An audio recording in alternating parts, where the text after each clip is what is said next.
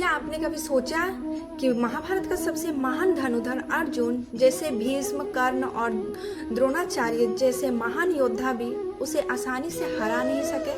क्या वो अपने ही बेटे के हाथों युद्ध में पराजित हो गया था? आखिर पिता और पुत्र के बीच युद्ध क्यों हुआ? क्या सच में अर्जुन मर गए थे और फिर वे दोबारा जीवित कैसे हुए? आज हम जानेंगे महाभारत के बाद एक ऐसी रहस्य कहानी जिसे बहुत कम लोग जानते हैं। तो दोस्तों, आप मेरे साथ बने रहिए और इस वीडियो को अंत तक देखिए। वीडियो को शुरू करने से पहले सबसे पहले नमस्कार दोस्तों, राधे राधे, जय श्री कृष्णा। स्वागत है आप सभी का मेरे यूट्यूब चैनल पर। तो दोस्तों, आज मैं आप लोग से बात करने जा रही हूँ कि अर्जुन के पुत्र बब्रुवाहन ने अपने ही पिता को कैसे मारा। इस विषय में मैं आप लोग को बहुत ही सरल तरीके से बताऊंगी, तो इसलिए वीडियो पे बने रहिए और वीडियो को अंत तक देखिए। तो चलिए बिना देरी किए हम वीडियो को स्टार्ट करते हैं। महाभारत का युद्ध समाप्त हो चुका था, कुंवरों का अंत हो गया और धर्म की विजय हुई। युधिष्ठिर हस्तिनापुर के राजा बने, लेकिन युद्ध में लाखों लोगों की मृत्यु हुई थी। इस कारण युधिष्ठिर स्वयं को दोषी मानते थे। तब महर्षि व्यास ने उन्हें अश्वमेध यज्ञ करने की सलाह दी। अश्वमेध यज्ञ केवल वही राजा कर सकता था जो पूरे भारतवर्ष में अपना अधिकार स्थापित करना चाहता हो। यज्ञ के लिए एक विशेष घोड़ा छोड़ा गया। इसके पीछे अर्जुन को सेना सहित भेजा गया। नियम था कि जो भी राजा उस घोड़े को रोक देगा उसे अर्जुन से युद्ध करना होगा। घोड़ा कई राज्य से होता हुआ मणिपुर पहुंचा। मणिपुर वही राज्य था जहां वर्षों पहले अर्जुन वनवास के समय आए थे और वही उनकी मुलाकात राजकुमारी चित्रगंधा से हुई थी। दोनों का विवाह हुआ और कुछ समय बाद उनके यहाँ एक पुत्र का जन्म हुआ। उस पुत्र का नाम था बब्रुवाहन। लेकिन अर्जुन को अपना वनवास पूरा करना था, इसलिए वे मणिपुर छोड़कर चले गए। जाते समय उन्होंने अपने पुत्र को वही राज्य का उत्तराधिकारी बना दिया।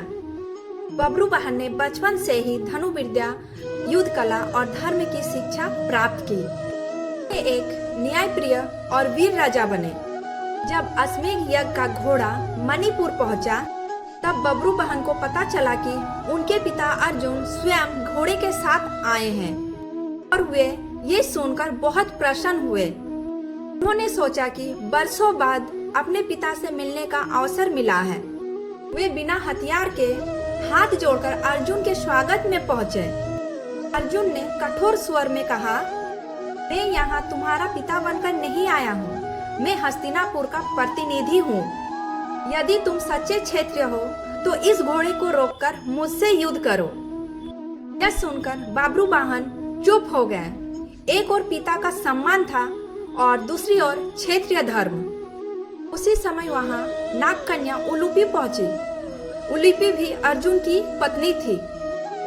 उन्होंने बब्रुवाहन से कहा, यदि तुम युद्ध नहीं करोगे तो तुम अपने क्षेत्रीय धर्म से पीछे हट जाओगे। सच्चा योद्धा अपने धर्म से कभी पीछे नहीं हटता। बब्रुवाहन ने अपने पिता को प्रणाम किया और युद्ध के लिए तैयार हो गए। दोनों ओर शंख बज उठा। युद्ध आरंभ हुआ। अर्जुन ने सबसे पहले साधारण बाण छोड़े। बब्रुवाहन ने उसे तुरंत काट दिया। इसके बाद दोनों एक दिव्य अस्त्र का प्रयोग शुरू किया। कभी आकाशवाणी से भर जाता तो कभी धरती कांप उठती। दोनों के रथ बार बार टूटते और नए रथ लग जाते। घंटों तक युद्ध चलता रहा। अर्जुन को आश्चर्य हो रहा था कि उनका पुत्र इतना महान योद्धा कैसे बन गया। वही बब्रुवाहन पूरे शक्ति से युद्ध कर रहे थे, लेकिन उनके मन में पिता के प्रति सम्मान भी था। अंत में बब्रुवाहन ने एक दिव्य अस्त्र चलाया।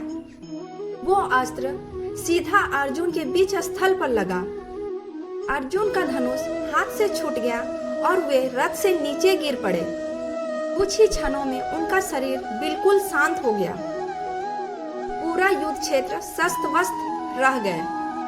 बब्रुवाहन अपने पिता के पास दौड़े। उन्होंने अर्जुन का सिर अपने गोद में रखा और रोने लगे।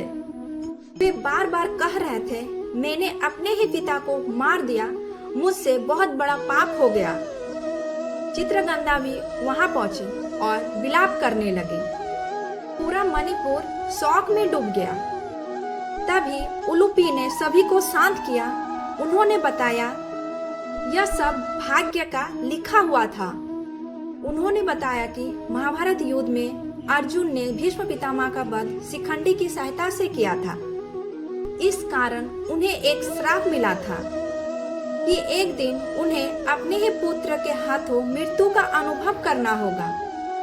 आज वही श्राप समाप्त हुआ। इसके बाद उलूपी नागलोक गई।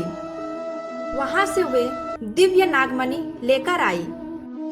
उस नागमणि को अर्जुन के शरीर पर रखा गया। कुछ ही क्षणों में अर्जुन के शरीर से फिर से प्राण लौट आए। उन्होंने धीरे धीरे अपनी आंखें खोली। बब्रुवाहन खुशी से रो पड़े। उन्होंने अपने पिता के चरण पकड़ लिया। अर्जुन ने अपने पुत्र को उठाया और गले लगा लिया। उन्होंने कहा, आज तुमने सच्चे क्षत्रिय का धर्म निभाया है। मुझे तुम पर गर्व है। इसके बाद अर्जुन ने बब्रुवाहन और चित्रगंधा को आशीर्वाद दिया।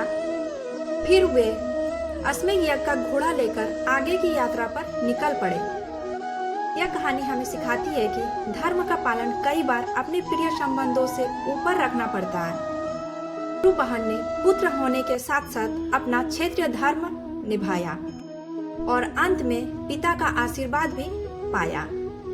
तो दोस्तों, अगर आपको महाभारत में ऐसी ही रोचक और प्रेरणादायक कहानी पसंद आती है तो वीडियो को लाइक करें, चैनल को सब्सक्राइब करें और कमेंट में जय श्री कृष्ण जरूर लिखें। तो दोस्तों, धन्यवाद। मिलते हैं अगली नेक्स्ट वीडियो में। तब तक के लिए राधे राधे, जय श्री कृष्ण।